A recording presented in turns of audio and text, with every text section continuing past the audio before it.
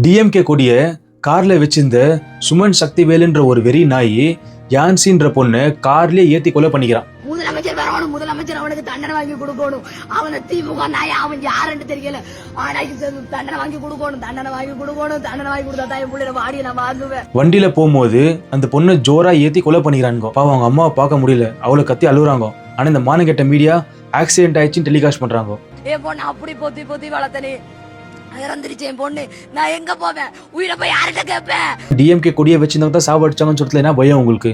Accident ஆயிடுச்சுன்னு இப்படி போய் சொல்றீங்களா மீடியாக்காரங்களே? இந்த கொத்தடிமை கூட்டத்துக்கு யாரோட தைரியத்தை கொடுத்துருந்து ஒரு உயிரை அசால்ட்டா சாவச்சுங்கிறாங்க. நேத்து மயிலாடுதுறையில டிஎம்கே கவுன்சிலருடைய பையன் 3 பேரை வெட்டிக்கிறான். அப்பாவி பொதுமக்களை 3 பேரை வெட்டிக்கிறான். வெட்டிட்டு போலீஸ் ஸ்டேஷன்ல கெத்தா நடந்து போறான். எங்க தானே வந்துச்சு தைரியம் உங்களுக்கு? இந்த கொத்தடிமை கூட்டம் தமிழ்நாட்டிலே இப்போ ரொம்ப பிரச்சனை பண்ணுகிறாங்க. ஆட்சியில 15-20 நாள்லயே இவ்வளோ கொலை, இவ்வளோ கற்பழிப்பு எல்லாம் நடக்குதுன்னா பொதுமக்களுக்கே தெரியும் அது யார் பண்ணுறதுன்னு.